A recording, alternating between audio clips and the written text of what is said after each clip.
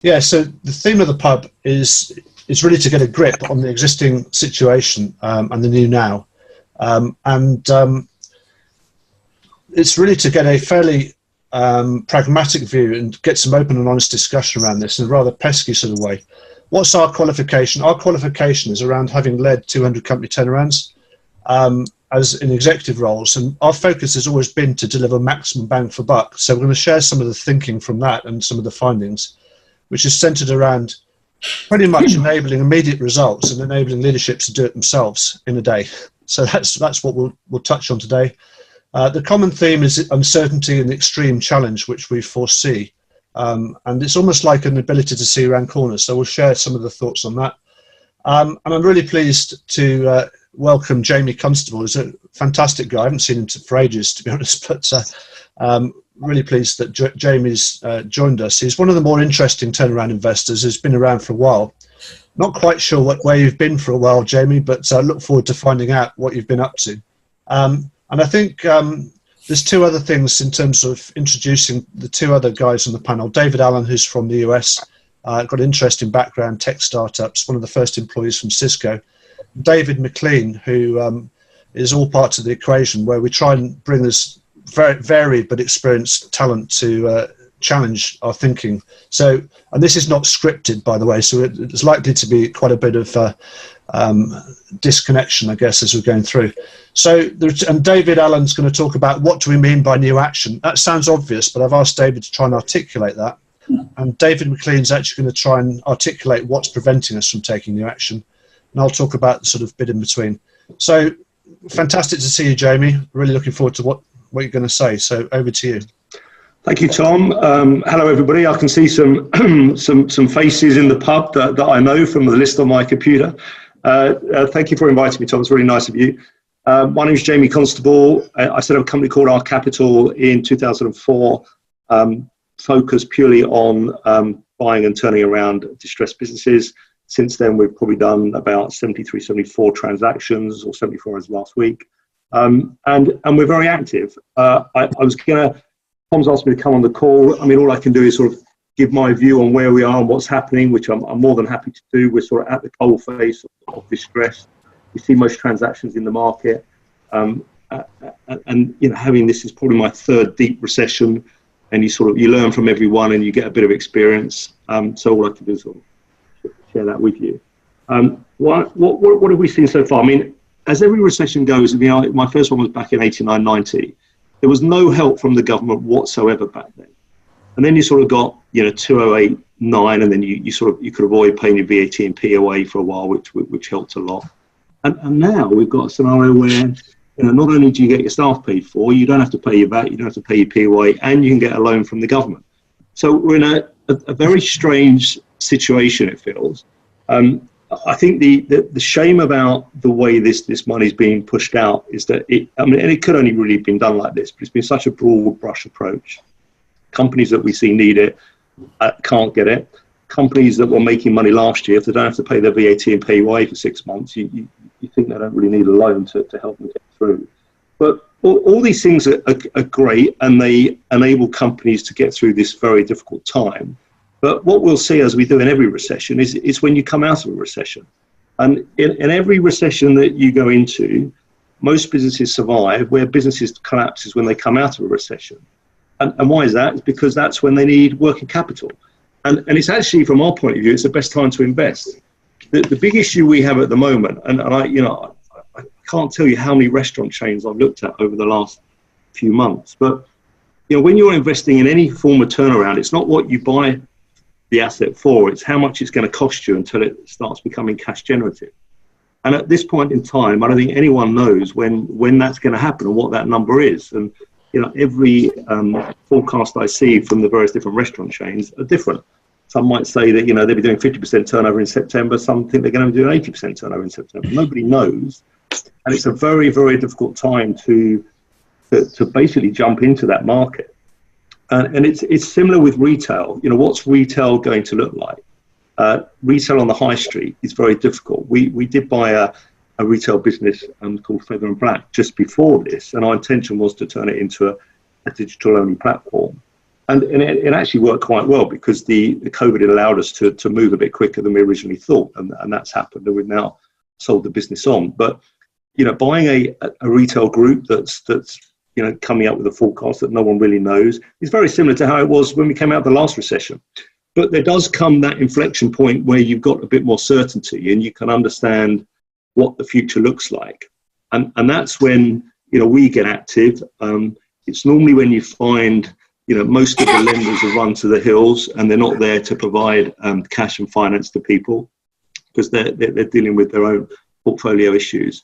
And I think that's where we'll all find is the opportunity. I think the difference it feels in this recession, it's going to be sector by sector. People are going to come out at different times. I mean, I think anyone that's involved in business travel or supporting places like Heathrow Airport, that's going to be really tough. It's difficult to see when they're going to come back and are they going to be able to come back, because business travel is just going to be very different. Here we all are on a Zoom call, in a pub in a Zoom call.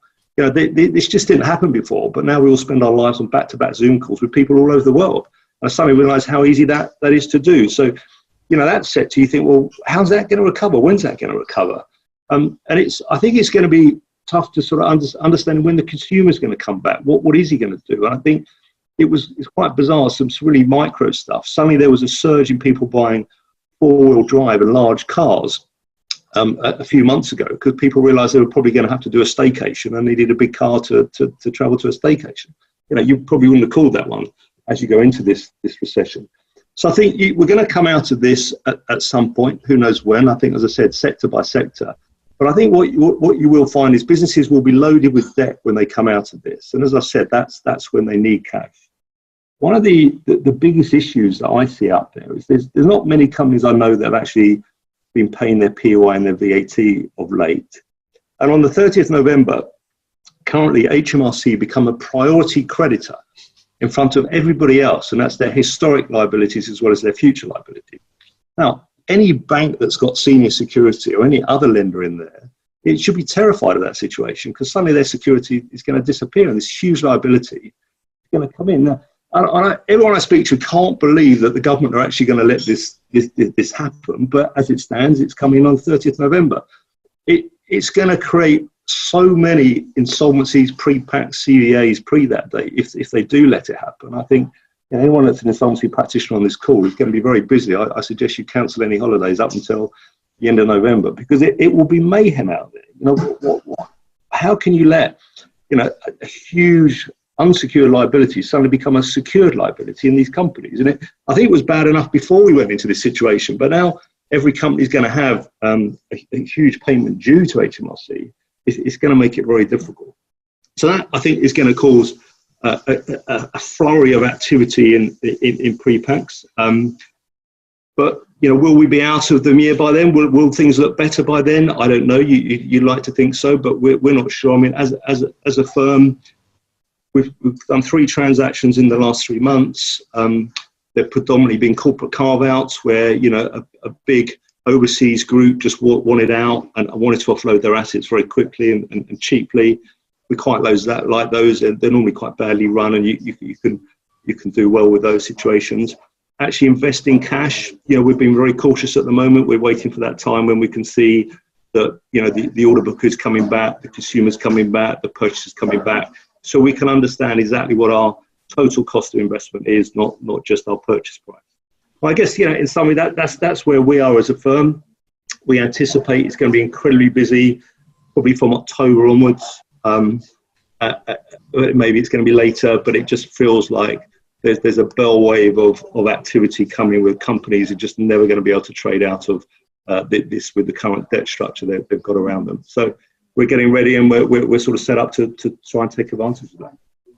Yeah, fantastic. Thanks, Jamie. It's really clear. I think one of the observations is around the most difficult turnarounds was when there's a soft top line, because there's quite a few businesses historically in relatively sensible markets where the top line went a bit soft but become very difficult to sort out. And also, I think cynically the turnaround investor will cover their backsides with what's on the balance sheet, in terms of assets if it all goes wrong.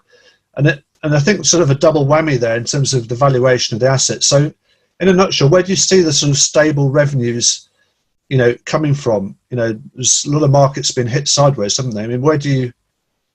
Well, I guess is there two questions there. One is, how do you value assets in this market?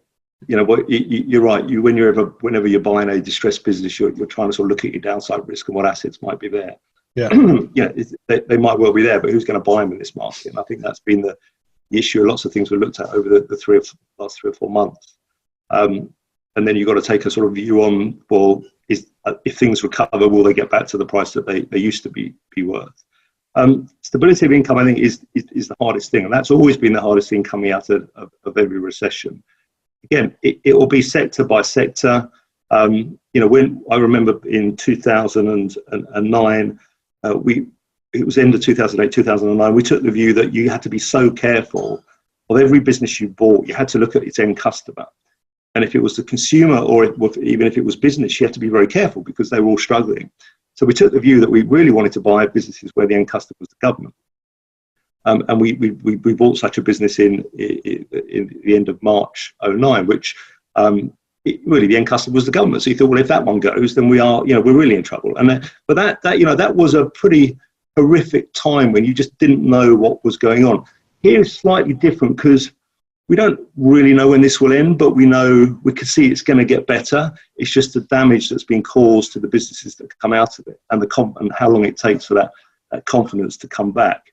But until you can start seeing that confidence come back, it's very difficult to know where you go and what businesses you try and buy.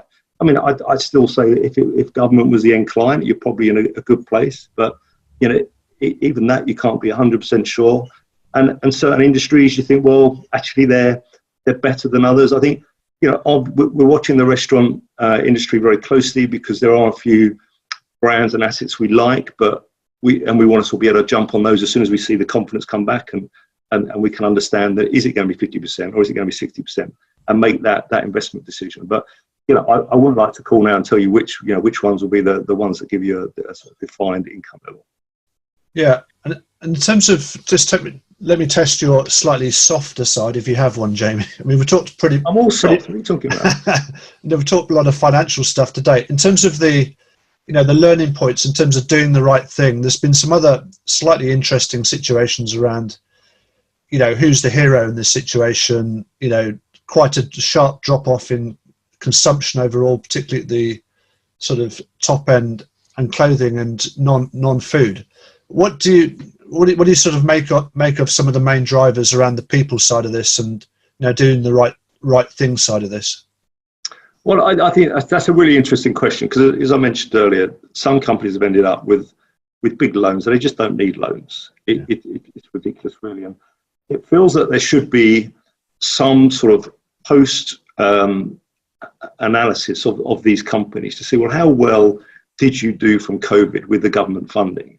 And a table of those that have absolutely taken the piss and really you should be sending this back, or those that desperately needed it. I think one of the shames of this is that the way the government have applied the lending, if your business was break even or had a very small profit last year, the chances are you didn't get the lending, and they're the ones that needed it.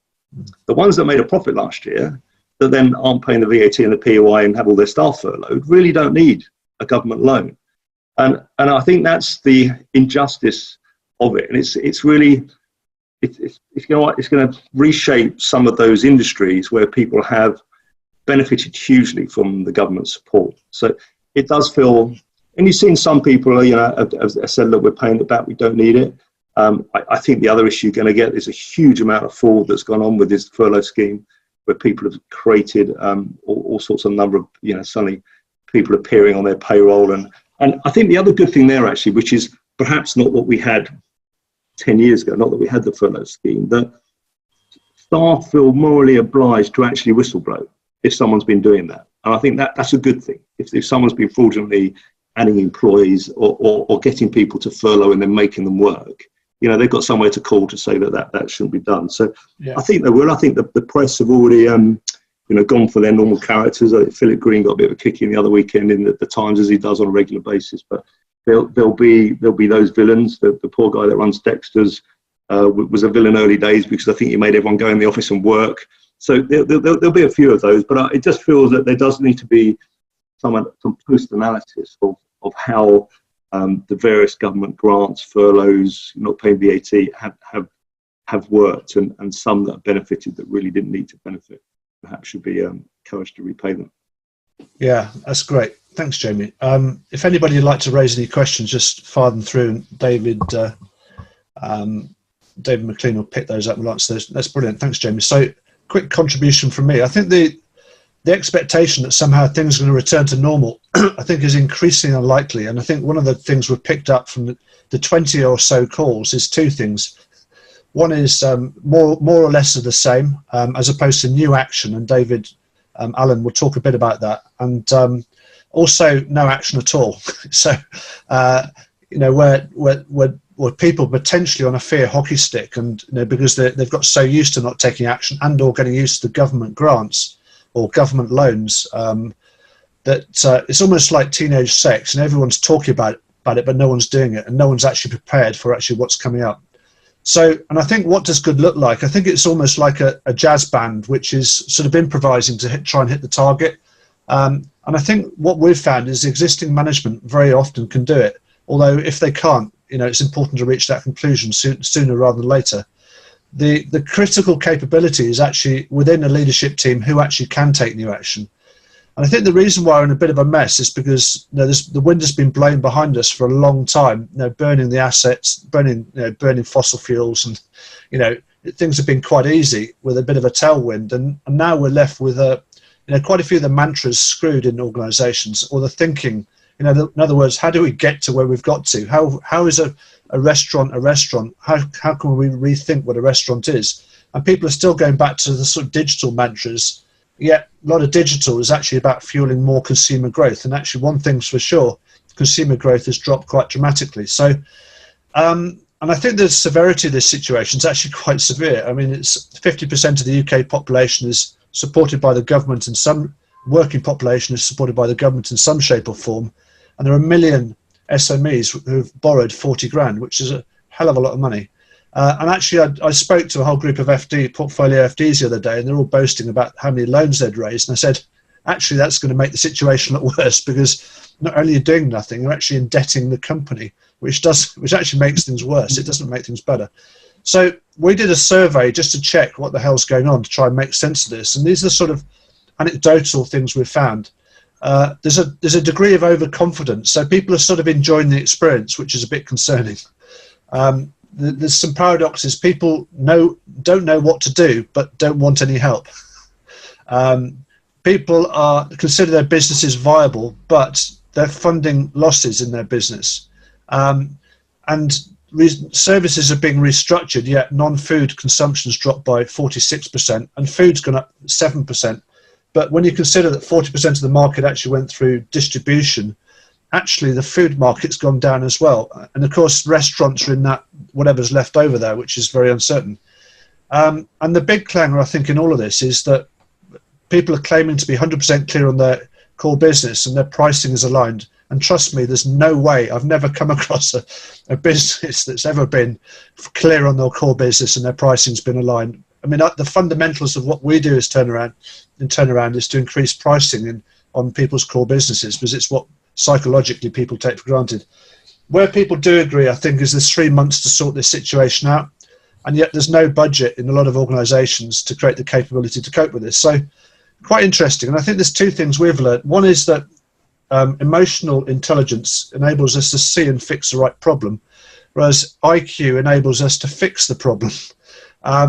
When you challenge someone around EQ, you get a barrage of intellectualizing the response, which is a sign of a blind spot. And that sort of, certainly the discussions we've had with some great business people are incredible lack of awareness in terms of how they've got to where they've got to, which is around the thinking, and a lot of intellectualizing justifying the status quo, that's actually where the money is in terms of that disparity. And I think there's a lot of VC firms are focusing on the transaction, the mechanics of the transactional aspects. And I think the challenge for a lot of businesses, actually the transactional aspects have actually dropped off a cliff. A lot of the professional services have been dropped off a cliff. And the challenge for a lot of businesses actually do staff care. Because profit is highly driven by relationships. It's this sort of virtuous circle. And there's some things that are coming through in restaurants like localization, devolving control, and people-to-people relationships. So the challenge with this, I think, is the corollary to this is when you look at an organization, it's difficult to pick this up because the pitfalls are very often silence. Yeah, how do you pick up silence? There are things that are unsaid in organizations. There are assumptions that are made and mantras that need challenging, and people are largely unaware of those. And the challenge is, if you take a business, I don't think personally, Jamie, you talk about markets returning. I don't see that. I think in the current form, it's very unlikely. And, you know, even a restaurant needs rethinking because it's got fixed assets, the whole structure of the thing, the beast. You know, why are you selling burgers? Why have you got a you know, a property, etc.? So it's really important to get underneath the thinking behind this. And when you actually get underneath the thinking, you get immediate results. That's the problem to fix. And if you don't, you get this sort of stressed thing where people talk about change being hard to achieve and profits. And this is certainly not some sort of fluffy thing I'm talking about. We're talking about generating cash and getting businesses get back to profit in 2 weeks. So this is when you begin to get resolve, in my view, the right problem, you get immediate results. So I think the other side of this, actually, there have been a lot worse situations. So at AD 536, there was a volcanic explosion when the whole of the earth went dark for 3 years, and it got very, very cold, and a lot of people died of cold. And then there was a plague. You know, just think about that. And there were no hospitals. That created a situation went on for years. After that, it created carnage. And the challenge with this is it checks what matters to people. And beware, I think, of people who try to break the rules coming out of this, or beware of people who try to be too greedy or ignore the people relationship side of this. I think there's an important factor to do the right thing. And I also mean, and that's relationships as well as making profit. There's a big drop in consumption as well. So, and there's a big challenge to digital as well, because I think there's a big question mark, which is very difficult to challenge digital because the mantras around it, but it needs a healthy look at. So I think what you do about this, first and foremost, we hate wasting people's money. But the challenge with this is that the paradigms underlying this. We've studied from our 200 turnarounds what actually enables people to, an organization to stay on track. So we shine a light into these paradigms, which are simple things like how do we see each other, which actually, odd enough, really matter. Because when things get difficult, it all becomes about Tom or Jamie rather than the rest of the business, and that tends to create problems from the start. And then from those perspectives, take new actions. And that's the test. So it's all very well talking about things, but the big challenge at the moment is taking new actions. A lot of VCs say, well, we'll leave that till later. I say, no, we can get to this point in one day. Don't leave it till later, because the cost of having an executive in a team that looks like they're doing all the right things, but actually is unable to take new action. They're very good at disguising this situation. So very important to get to a point of certainty.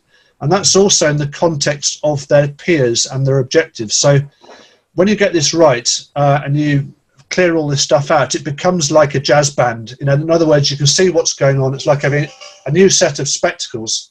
And it gives your team the ability to stay on track and, frankly, make money. So I think the challenge with that is this sort of position of fluidity, whereby your brain is pretty clear of stuff and we're able to make decisions. But, of course, the stress and other stuff that's going on at the moment make that difficult even to basically listen. And, at its most basic level, I mean, John Webster's been the chairman of Icebreaker for the last 15 years until recently, where he's retired. But he used to say, in terms of marketing, the key is what's in it for me. When you're marketing stuff, actually, even that mantra needs challenging, because it's actually what's in it for you. Even at the most basic level. I think that the assumptions we're making as business people are pretty interesting. And I think the core of this is not so much growth, it's actually profit. I far prefer to see a really profitable business without growth, and yet the mantra since the 70s has been growth. So that'd be my contribution. I don't know if you've got any comments on that, Jamie, anything you'd like to challenge? Or I think we're all at this place where no one knows what the future looks like. In 12 months' time, will we look back and say, what was that COVID all about? Life's back to normal. When you take 9/11, no one thought anyone would ever fly again. It didn't take long, did it, until everyone was back to normal? Yeah. Or is this something that we all learn to live with, and it is a societal change, and people act differently? And I think that's the big overriding question at the moment. You know, going back to when we first went in, it felt like, well, this would be in and out quite quickly. We'll deal with it. Just listen to the science now. It doesn't feel that a vaccine is going to be coming anytime soon. So it is something to live with.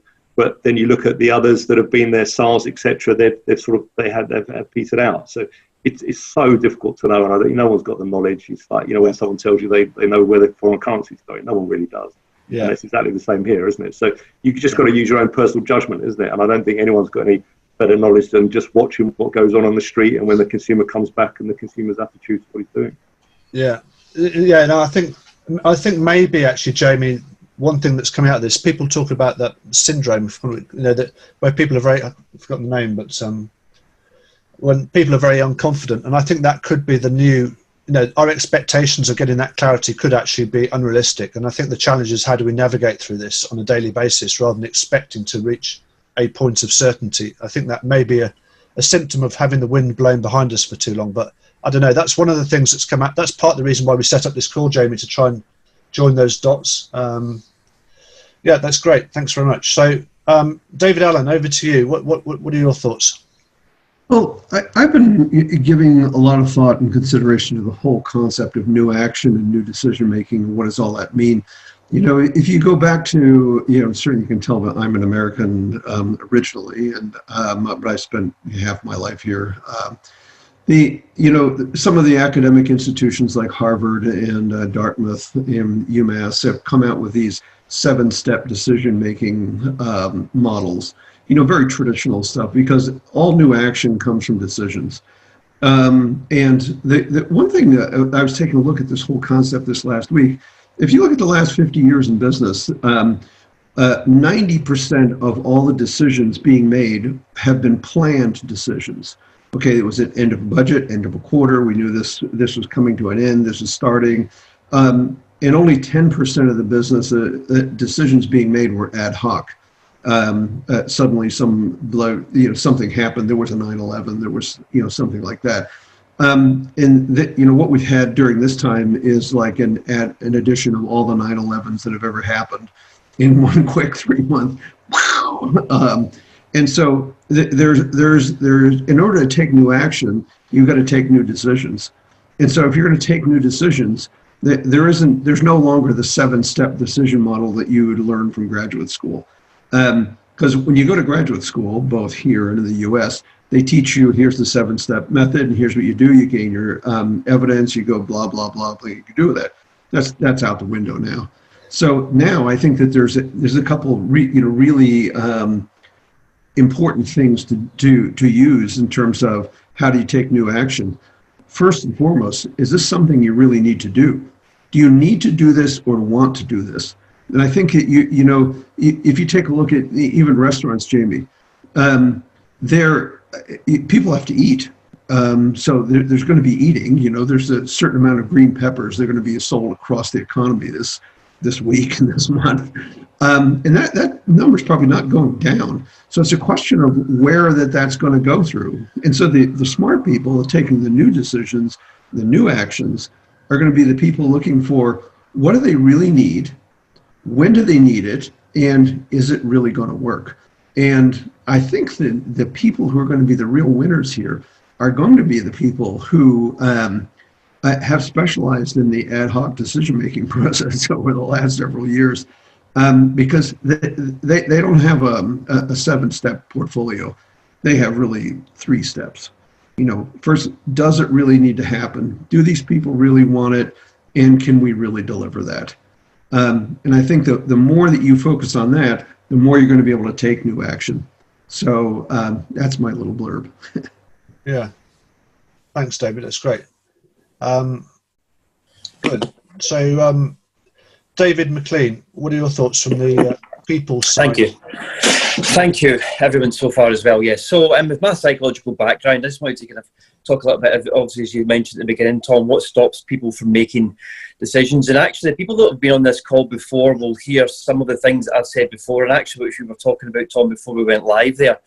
there's an aspect of repetition here, and actually, if you know anything about psychology and change, and what we're looking for, of course, here is change, the decision making, etc., then repetition is vitally, vitally important. One that I've talked about often before, of course, is fear, and that's kind of an obvious one. That as you said, Jamie, no one knows what the future's going to look like, so there's certainly a fear around uncertainty there. But what I would like to say to people listening, watching, etc., is remember that any success that you've had in your life, you must have pushed through fear. Everyone in this call has some level of success. So whatever it is, whether it's asking someone to dance when you're 12 years old at a school disco, or making £1 million deal, it doesn't really matter what it is. You've got to push through that level of fear. So for somehow now to put it down to something like, oh, this is different, which it may well be, of course, in terms of situation, in terms of the feeling, in terms of that internal feeling of fear, then it's absolutely no different. Now, of course, you need to make right decisions, as David was talking about. You don't just push through the fear and make some stupid decision that's going to jeopardize your job or life, your career, or whatever it is. But it's important to recognize that you've done this many, many times before. And also another point that I've not really brought up before, and some of you remember of A-level psychology or have studied psychology, is the ego. And I'm not talking about egotistical here specifically, but the ego forms our identity. The ego forms who we are, and it's generally from past decisions, good and bad. So when we go to make a new decision, when we decide to make a new decision, what we do is, we don't necessarily not recognize this, but we go into our mind and we form that decision from the things that we've done before, from the failures that we've made, from the upset, from the annoyance, from the embarrassment that we've had before. And of course, that sometimes can be the thing that gives us more fear and then stops us from moving forward. We should recognise that that's absolute nonsense, and that anything that you want to do from this very moment, I get into my Eckhart Tolle spiritual aspect of the power of now, we only have this moment, anything that you want to do from this specific moment is new. And there is no need to reference the past, unless of course it's for something to help you and make that decision from the experience that you have.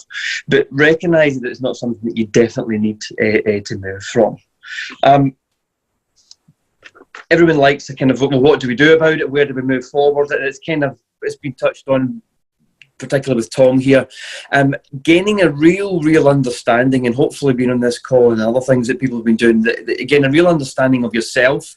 And hopefully some of the points that I make help that. Again, a real understanding of others, and then get directly to meaningful conversations. As Tom was talking about, don't wait any longer. It's always easy to kick the can, as we talked about last week, to kick the can down the road that little bit, and hopefully the government will sort us out or whatever.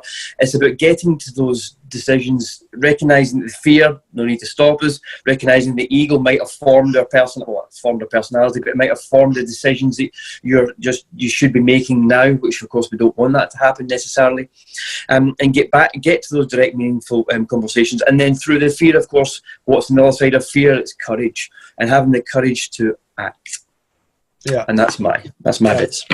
Yeah, brilliant. And I think practically as well, it's about challenging each other and having the courage to do so, and having an environment. So some of the things, Jamie, you mentioned around the parallel with 9/11. If you're not careful as an exec, if you say those sorts of statements, you can create a mantra which then says, well, it's like 9/11, everyone went back to flying, for example. And there are implications of everything that we say. So I think the thing I forgot about before was imposter syndrome.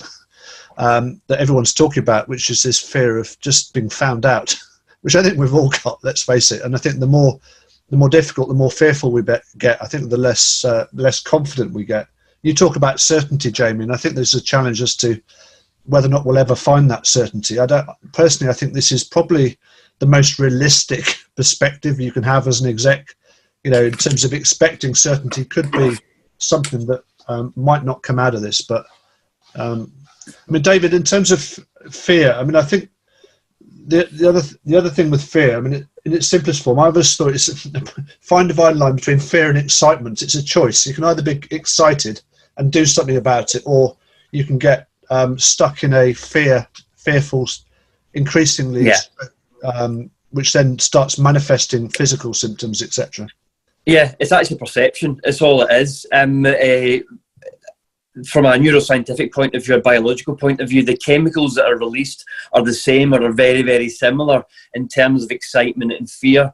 So it's actually perception of how you think it's going to do. Are you excited about the thrill of the ride or the journey, or are you very, very fearful and you think, if this doesn't work, then I'll lose my house? Which, of course, could be the realistic aspect of it. But yeah, it's perception around it which helps there. Brilliant. Yeah, thank you very much. It's great. So that's good. Anything else, Jamie? You've got any comments on? Yeah, I think the only thing I would say, from the experience of the previous recessions, the lowest point of the recession is normally the point where no one thinks it's going to get better. And when you get to that point, it's normally the time you want to go and buy things, because that's when no one wants to do anything. And that's, it was similar in 2000. I reckon March 2009 was probably the lowest point of that recession, where everyone was paranoid that this is just never going to get better. What do we do? And no one wanted to act. And that was a great buying opportunity. And I think the same will happen here. They'll get to a point where we might have got there. We might be very close to it, where people just think this isn't going to get better. There's so many fearful winds coming. That is this going to happen again? Are we going to get another outbreak? You see what's gone on in America. I'm a great believer that it will get back to normal. I just don't know when. But there'll be an opportunity from our point of view when there's some great assets to buy, because no one thinks it's going to get back to normal. Yeah. I think the point, what we've learned, Jamie, is I'm not questioning whether that's right or wrong. It's just There's no science behind that at all, just by the way. No, that's fine. I think the challenge with that is actually understanding that that's what's driving your thinking. So you've made a few statements there in terms of that particular situation, which might be right or wrong, I don't know. But it's about when we're having discussions like that, it's about just becoming aware of that sort of stuff, because it makes a huge difference to the way businesses operate and, what people that work for you, the way they respond and how they respond to that sort of stuff. So, but that's all fine. I'm not, great. So, David McLean, over to you. What in terms of questions, what have we got? Sure. I think maybe one of them is slightly answered there, but I'm going to ask them all anyway. So, from Nick Brown, it looks like as if C19 will come back in October and probably be worse. I don't see government preparing at a local level. It looks like you don't fully recover from a C19 ever. It's more of a statement. However, the question following that is, so what does success look like in these circumstances? I need to talk about, Jamie, what's your view? I don't think we know, do we? It just feels that we won't have to have another lockdown, but there'll be certain areas that will need to be locked down. We might have to live with this for a long, long time. It just becomes part of normal life. I don't know. And what does success look like? I think you just got to, you look at every industry differently. I mean, I don't know about other people on the call. We've got 16 companies in our portfolio. It's been a fascinating experience. We've got 3 companies that are never going to go back to their office. They can run their whole operation on Zoom calls, save the fortune. Most of them have massively reduced their staff costs. We went hard and fast, and we said to all of them, assume no one's going to pay you, assume you've got no turnover at all, and we've got to find a way of being cash neutral for the next 3 months. It was a great experience, because everyone could step back and look at their business differently, and sort of that 3-month period gave people the opportunity to look at their business and are they doing the right thing? Are they attacking their clients in the right way? So, most of our portfolio companies are much slimmer now and don't need the turnover that they used to have. And it's something that you should always do anyway, but no one ever does, because you just grow, as you mentioned earlier. But, I don't know what success looks like. I think it's, everyone's just got to be so flexible in the world going forward and have flexible overheads and just avoid big fixed charges, because you just don't know what that turnover line is going to look like. Yeah. And I'd say it's the same thing in a different way. I think the new now is now. So actually, if I was taking on large loans, I would have restructured my business to cut it right back to defendable course, so I could survive, strip out and plan for the worst case financially. So you could, and then everything's the upside. So I think and it's about getting back to the core business. So it's about what is the defendable core of a business, which people lose sight of, because within that nugget, smaller turnover, you can actually make a lot more profit, oddly enough, and you can put pricing up, which is something that people haven't often got the confidence to do, Nick. So that's what I'd be adding to what Jamie just said. Thank you. And from Phil Weatheridge, There was an interesting point about, in inverted commas, when we get back to normal. How much does the panel think that the world will get back to normal, as opposed to consumers rethinking about how much they spend and what they spend it on, i.e. spending less and perhaps eating out less or buying less, i.e. is a return to growth inevitable? I suppose we've kind of answered that, but is there any other points? I mean, the most sensible comment I think we've got out of our survey is no one knows what the consumer buying behaviour is, yet they've restructured their services. Yeah, it's like, so I think it reflects some of the points you're making, Jamie, about, you know, not knowing but taking action. The question is, how well do we understand what our customers are up to, and are we adjusting accordingly? So yeah, and it's all about being flexible going forward, isn't it? You've got to move with what your customers want, and if you realise that your customers don't particularly want those products anymore, they want a different product, they're just not going to buy as much, they want to eat at home more, you just got to be flexible and move your business model to reflect that. Yeah. And we have one more question from Michaelan, probably, apologies if I don't pronounce that correctly, Holder March. Currently, the UK debt is over 55.2 billion, a figure which is 9 times higher than that in May last year and the highest since records began in '93. This crazy borrowing splurge has positioned the total government debt surging to 1.95 trillion, exceeding the size of the economy for the first time in more than 50 years. Where do we go from here? My company has had serious challenges trying to get boards to focus on their fixed assets instead of borrowing money from the government because of availability. What do you all think? Great discussions, glad to be here. Jamie, what do you reckon? I think it's fascinating, isn't it? I was chatting to some people recently, said that it's all fine, you can borrow so cheaply, we'll get a bit of inflation and we'll be fine. But then, you know, I read something in the paper today, turns out 30% of our debt is actually retail price index related, so that doesn't work anymore. Yeah, it's a huge problem. We've never been here before, you know, not in our lifetime. And what's it going to look like? I don't know. I think my biggest fear is it affects our currency in a way that we really do drop out of one of the significant currencies in the world, and, you know, like JP Morgan suggested, we become a bit more like the Mexican peso than the English pound, and that will be hugely detrimental to us as UK PLC, and that's probably one of my biggest fears of what we might look like as a nation at the backside of this. Yeah, thanks. I'd add as an American, you look at it and go, "What? What are you people worried about? This isn't even close to what we have." It's actually, I'd add something on that, David. Actually, it's a big misnomer, because when you add in the public sector pension, which is 6 trillion, right, there's a dose of realism that is not on that balance sheet. So the starting point I come back to is to get to the facts and ask the bloody difficult questions, which no one is, which is about realism. The point of this call is to get to realism. When you look at the UK national debt, it's about 9 trillion, okay?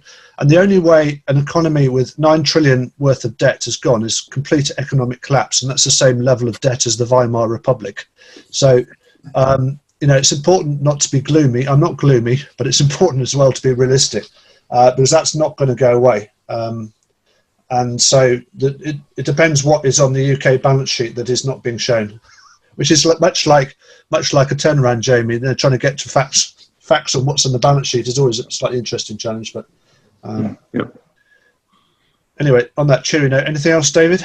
No, that's all questions answered. Thank you. Yeah, brilliant. Thanks for the questions. That's really good proactive stuff. So David Allen, over to you. Unenviable task of trying to summarise this wonderful discussion. So first of all, Jamie, really thank you for joining us this afternoon. It's been great to have you here, and you got a great refreshing view on the whole world. I like the one word that you use, flexible, because flexible is at the core of new action, new decision making, and there's no more template anymore for making decisions. There's no more template anymore for how we go forward. It is flexible, and it is highly reliant on the thinking process that people are engaging in. And we need to pay as close attention to the thinking process as anything else. When I was quite young in America growing up, you know, everything was done by hand, all the maths and everything else like that. And what they were more concerned about in maths was, how did you get your result? How did you get there? And I think some of the stuff you're saying, Jamie, is really relevant vis-a-vis, how did you get there? How were you thinking? What you've done with your own 60 companies, just, you know, blanket across the board saying, okay, everything's changed, everything's new. But we got to be flexible. We got to look, and we got to have new action, new decisions, new processes, and it all's got to be in real time. And by the way, we don't need to worry about the constraints of things like travel and stuff like that. Hey, we've got Zoom. We can be here. We've got the technology, so let's make it work. So that's my sort of summary. Yeah. Fantastic, and thank you very much, Jamie. It's really good to see you. I haven't seen you for ages, so thanks wherever you've popped up from Monaco or where. I'm in the middle of London. Don't you worry. Yeah, no, that's right. So, and I just add, I think there's three things I think I'd add to what David just said. I think cut the business back to a defendable core, zero overheads, understand your core business, put your pricing up, and fluidity. Then you'll survive. But anyway. Yeah. Maybe wise, maybe unwise, maybe stupid. Who knows? That's the purpose of this call. So fantastic. Thanks, Jamie, for thank you. Nice to meet everybody, and thanks thank you for inviting me along. Yeah, Cheers. fantastic. Thank you. Bye.